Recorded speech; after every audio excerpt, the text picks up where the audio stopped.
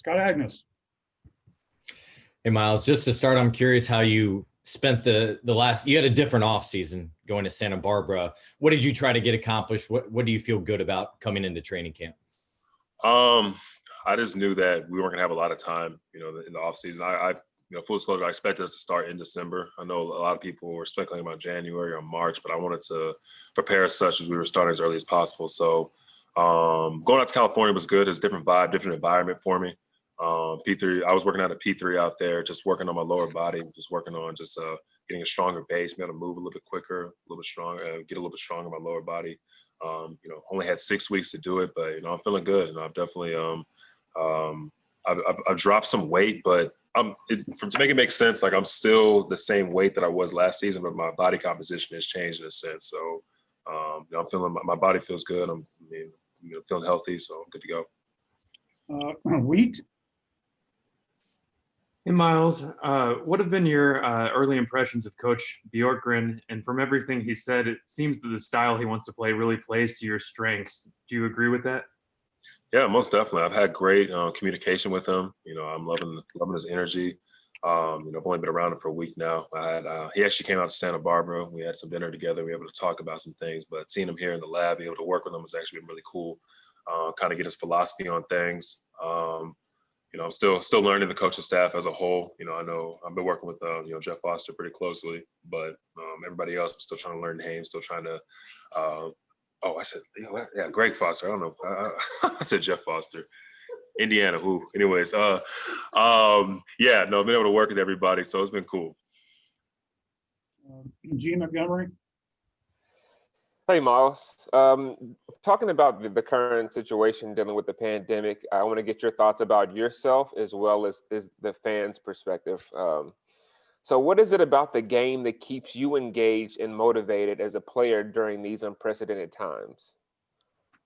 I think it's my love for the game, man. I think that more than anything, basketball is what I love to do. So it's what I'm paid to do. It's what I've worked my entire life for. So I feel like nothing really is going to derail me from, doing what I'm accustomed to doing. So from a fan's perspective, I just think that, fans love to watch the game of basketball, and doesn't matter if there's fans in the arena, doesn't matter, what the circumstances are.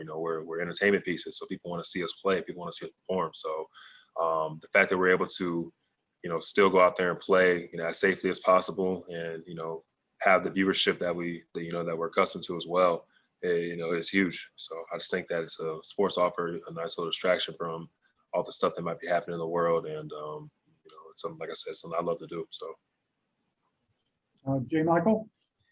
And Myles, how do you handle your name being mentioned so prominently on the trading block? I know it's not the first time, but what kind of were your emotions, or was this something that you're kind of used to dealing with at this point? Can you walk us through how that was for you? Yeah, no, this really is my first time, going through something like that. In the past, you hear your name here and there, but this is the first time it's really heated up in it. I think for me personally, I just put my head down and kept working. That was the best way I can kind of just keep my mind off of things. And then clear-cut communication with the front office was another thing that was huge. They were, I respect those guys. They called me and told me, ahead of time, your name's being thrown out there. If anything happens, we want to be the first to let you know. We don't want you to find out on Twitter. We don't want you to find out, with the popping up on SportsCenter and stuff like that. So I think that communication was huge, and I respect the front office for that. Jeremiah. Myles, you're used to reporting for training camp in late September. You didn't have as much time off. You said your body feels really good. Do you feel a difference though at all as you get ready to start this training camp, because you had only 2 or 3 months since you were eliminated in late August? I think the only difference now is the fact that during the summertime, you get a chance to play some pickup. You get a chance to kind of come in here and, play more 5-on-5. I just think that with us starting so quickly, it's going to be a little bit weirder for our bodies to adjust as quickly as possible. So that's going to be very different. There's only so much prep work you can do, going into training camp, because there's nothing you can do just to prepare for that type of intensity. So, we're expecting, with some hiccups here and there. And, especially with the new coaching staff, having to learn on the fly and having to have a game in what today's literally like in like 2 weeks or so, having to be able to jump right into it. So it'll be interesting to say the least. Nathan Addison. Hey, what's going on, Myles? What I wanted to know is, in the past few seasons, you finished top 3 in shots blocked. Do you feel like you are undervalued in this league, given that you've been special blocking shots, and also just speak to us about the team's defense and how they have improved? Most definitely. I think that myself as a whole get disrespected in the defensive side of things year in and year out. But at the same time, I feel like Indiana Pacers get disrespected year in and year out as well, throughout the league. It's just one, it's what comes with being a small market, and two, it's just, I just think that we get little broed a lot, like little brothers of the league. So I just think that all that means is you got to keep working. It's nice that you have the little accolades that you have, but it means you haven't done enough. So for anything, it's motivation. You want to continue to keep showing what I'm capable of and keep leveling up year in and year out. More than just a shot blocker, I pride myself being able to, guard smaller guys on the perimeter, be a great pick and roll defender, and be able just to be a mobile big out there. And as a team philosophy as a whole, I think that, defense is a big identity of the Indiana Pacers, something that we've experimented with over the years. We've changed a lot of things, and, we're changing again this year as well with the new coaching staff, but I don't expect there to be any drop off. We have a lot of guys that care about the defensive end of the floor here. Me being at the forefront of that, defense is what I pride myself in. So I think that, this team is ready for the challenges to come. Jeremiah.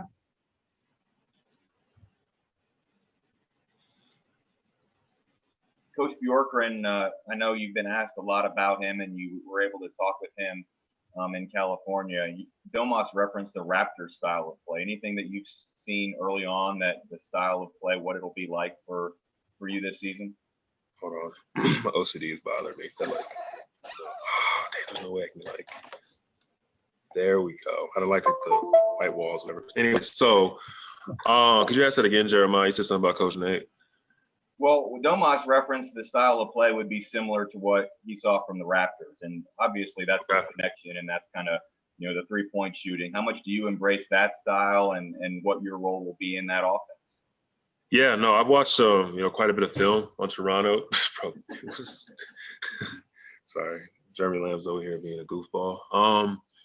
I've watched a lot of film on Toronto, like Serge Ibaka, Marc Gasol, the Chris Boucher, like a lot of stuff that they've done within that system.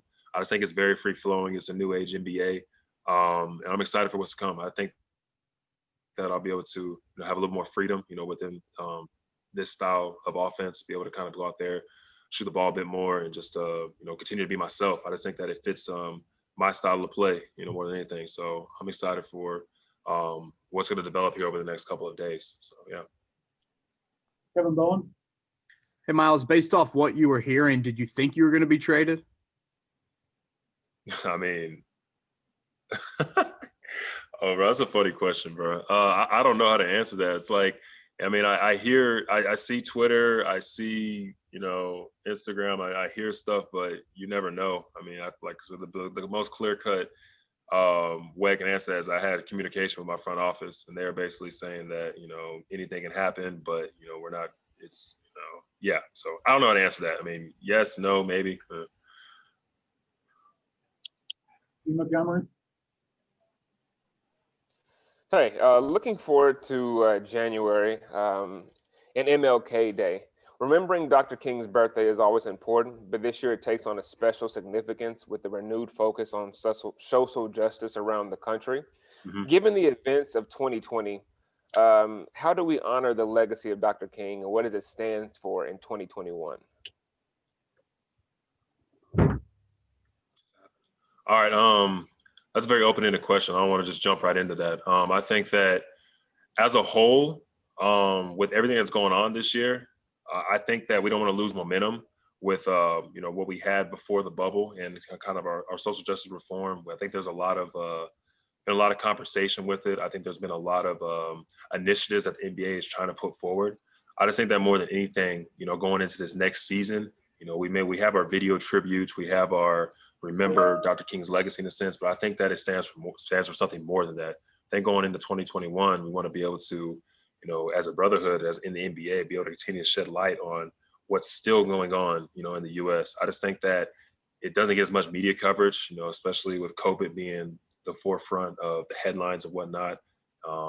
There's still a lot of things that are going on in all these neighborhoods. I know being from Texas, it's almost to the point where you get numb to it because stuff like this happens all the time. And full disclosure, I mean, stuff like this, the police brutality, the voter suppression, a whole bunch of different stuff that we've been talking about. So I think going into 2021, we want to continue to honor Dr. King's legacy, but also continue to realize that Dr. King is still fighting, within us in a sense. The fact that we've made progress, but we still have a long way to go. We need to continue to make that progress, whether that's through our voices, whether that's through the league, whether that's through, just continuing to spread messages worldwide. I think the world has seen a lot of stuff that's going on in the U.S. now. I have a lot of friends overseas that had no idea what was going on here with the police brutality stuff. They just thought it was stuff that you just see like on TV, but they know how real it is. So just continuing to create momentum going forward and to push that momentum. Scott Agnes. Myles, in terms of your conversations with Nate and when he came out to visit you, what did he tell you, how he planned to use you and those sorts of things compared to, what your expectation was last offseason? What is your expectation for this year? I definitely think I'll be involved a lot more within this offensive system than I was in the past, the past couple of years. I think that the fours and fives especially are utilized a lot more in this offense, just with how fast paced it is and how, we play like kind of a 5-out style as opposed to, 4-out, 1 in, shooting a lot more threes, continue to push the agenda to get up and down and run. And I think that bodes well to how I play. And I think that he's told me that, he wants me to be as active as possible. He's really encouraging me to shoot threes. Obviously, I love shooting threes. There's 3 levels to basketball. And I think that I need to be successful at all 3 levels, but he really wants to see me get more threes up. So I think that's something that I'm continuing to work on. My shot's feeling good right now. And something I'm going to continue to do throughout this training camp and do throughout the season. J. Michael. Hey, Myles, how do you achieve playing faster and getting, a better pace with using 2 bigs at the same time? Have you guys figured that out? Has that been explained? Do you see a way that happens? And the other thing is, in terms of your spacing to get more threes up, how much of it is where you're setting screens is going to change, which is going to ideally open up more space for you to be able to get those shots? I said, so for your first question, I just think that we've been saying play fast for years now. I think now it's just a matter of just doing it. You can play fast with 2 bigs. We've seen the way the Lakers play. We've seen the way, these bigger teams played. I think you just got to get out and run. You can emphasize it all you want to, but it's just a matter of getting out there and doing it. So I think that, it's not something that we can do for, first 10, 15 games of the season and drop off. We just got to continue to keep emphasizing that, getting out there and running and playing our brand of basketball. And, your second question, what'd you say? Yes, the second part. Yeah, I was asking about, is it a change in terms of where you guys are going to be setting screens to get better spacing, to get more threes? And obviously you're going to have weak side action to ideally open up some of those things. Can you kind of walk through some of the concepts that are going to be different? Perhaps? Yeah. So from what I know right now, I just know that last year our weak side, we had no movement on the weak side. It was a lot of ball watching, a lot of one-on-one, a lot of just watching guys go to work. That's something that Coach Nate wants to, kill right away. He wants us to be able to have a lot of weak side action. There's no stopping and staring. Like, you're constantly doing something. You're constantly keeping the defense occupied. And that's one thing. And I feel like that alone, you'll get a lot more threes off of that, because if you catch the defense slipping on the weak side, you'll have one person, someone's going to be open inevitably. And as far as the ball screens and whatnot, well, we haven't necessarily gone over, what we're doing in that regard, but I think our sets are going to be a lot different than what they've been in the past. And I think that, I've been running the same set since we had Frank here, in a sense. We've had, a little bit of adjustments here and there, but this is going to be a completely different style of play that I've had since I've been here. So I think that's another thing that's going to, that I'm looking forward to as well. Gene Montgomery. Yeah, this is my last question. Bringing back in the social awareness aspect, last year we saw in the bubble that people put messages or names on their jersey. If given the opportunity, what would you want to put on your jersey for this upcoming season? So last time I put respect us, because I feel like that was what it needed to be at the forefront. The fact that, we were more than just athletes.